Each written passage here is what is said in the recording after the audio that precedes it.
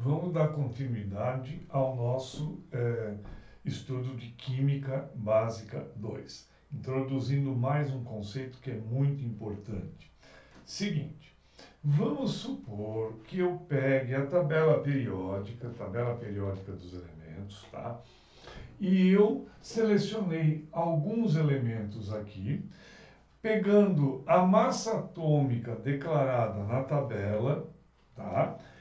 Eu arredondei para ficar mais fácil o entendimento, tá? Então eu peguei alguns elementos aleatoriamente. Então, peguei o sódio, peguei o carbono, o cromo, fui na tabela, busquei a massa atômica, arredondei e coloquei. Então, o sódio 23, carbono 12, cromo 52, zinco 65.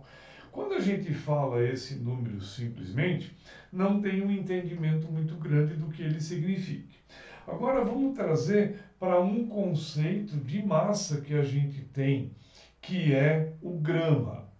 Quando eu transformo sódio em 23 gramas, começa a se materializar uma ideia um pouco já mais palpável.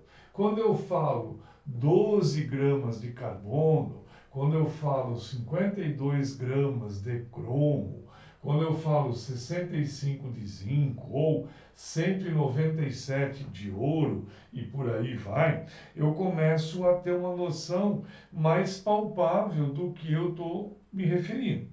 Agora veja, a surpresa é a seguinte: nessas massas atômicas transformadas em grama, existe alguma coisa em comum, tá? Existe alguma coisa que é muito semelhante em todos eles e vale para toda a tabela periódica, tá? Toda vez que eu pegar um elemento químico, transformar a massa atômica dele em gramas, eu vou ter essa realidade. Qual é essa realidade? Todas essas massas, apesar de serem diferentes, elas vão conter a mesma quantidade de átomos, tá? Isso foi pensado, verificado por um cientista do passado, na época de 1800 e pouco, de nome Amedeo Avogadro. Ele chegou a essa conclusão que deveria haver uma certa proporção, só que ele não chegou no número.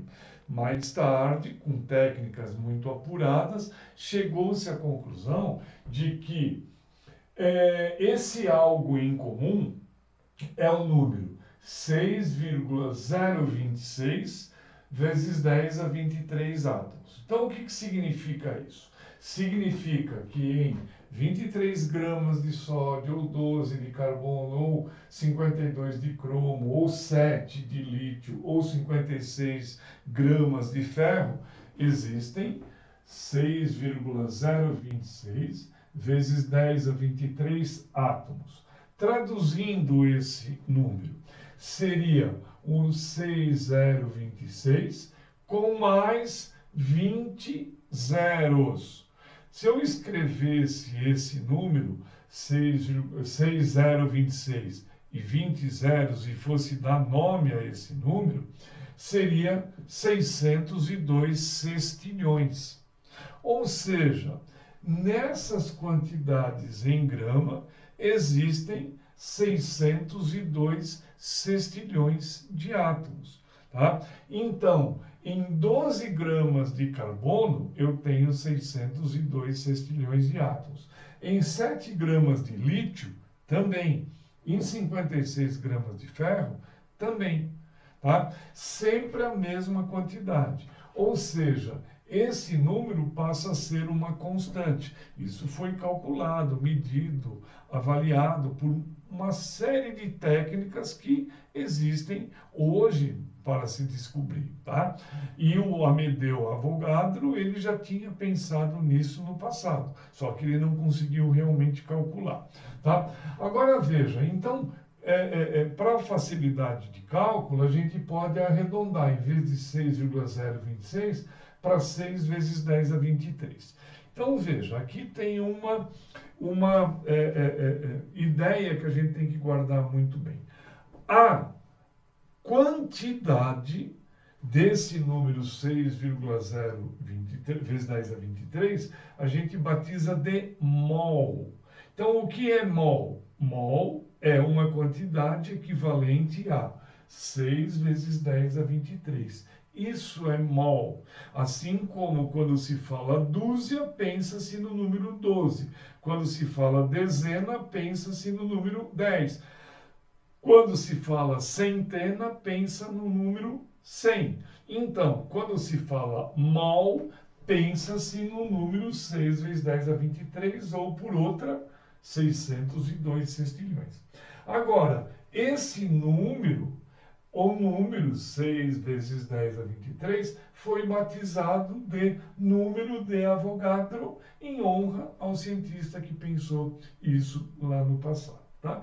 Então, veja, para não fazer confusão, quando se fala mol, não necessariamente é átomo, poderia ser mol de pessoas, só que isso é uma quantidade absurda. Então, não dá para trabalhar com mol de pessoas, não dá para trabalhar com mol de alfinetes, não dá para trabalhar com mol, porque são quantidades muito grandes. Então, essa quantidade mol é reservada para coisas muito pequenas, algo do tipo átomos, moléculas, partículas elementares. Aí eu consigo trabalhar com mol. Tá? Não é para fazer confusão, não é que mol é necessariamente para átomos, poderia ser para qualquer coisa, só que é um número muito absurdo, então acaba se usando para partículas infinitamente pequenas. Tá? Aí agora vamos dar um exemplo de para o que serve essa relação. Imagine o seguinte: quantos átomos existem em item A? 10 gramas de cálcio. Então, o que se faz? Vai-se na tabela periódica e encontra-se que a massa atômica do cálcio é 40. Muito bem, transforma-se esse 40 em gramas. Então, eu vou dizer que 40 gramas de cálcio é 1 mol, equivale a 1 mol, pela mesma relação que eu expliquei aqui. Veja, em 40 gramas de cálcio, que é equivalente a 1 mol, eu tenho 6 vezes 10 a 23 átomos. Aí veja, a massa que eu falei, 10 gramas vai ter X átomos e vai equivaler a uma fração de mol. Como daí eu calculo isso? Para calcular o X, basta esquecer essa parte aqui, multiplicar em cruz aqui. 40 vai com X, 10 vai com 6 vezes 10 a 23. Olha aqui. Aí o 40 passa dividindo, fazendo a conta, fica 1,5 vezes 10 a 23 átomos. Então, em 10 gramas de cálcio, eu tenho 1,5 vezes 10 a 23 átomos. Agora, quanto equivalem esses 10 gramas em termos de mol? Veja, se 1 mol é 40 gramas, 10 gramas equivale, fazendo a conta do mesmo jeito, multiplicando em cruz aqui, eu chego à conclusão que é 0,25 mol, ou seja, 1/4 de mol.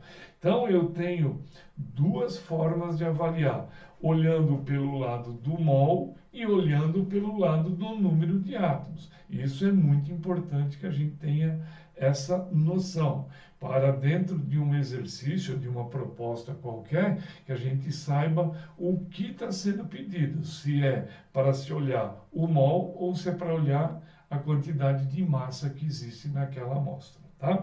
Nós vamos dar sequência, fazer bastante exercício para entender isso. Isso causa bastante confusão, mas vai dar para entender isso facilmente.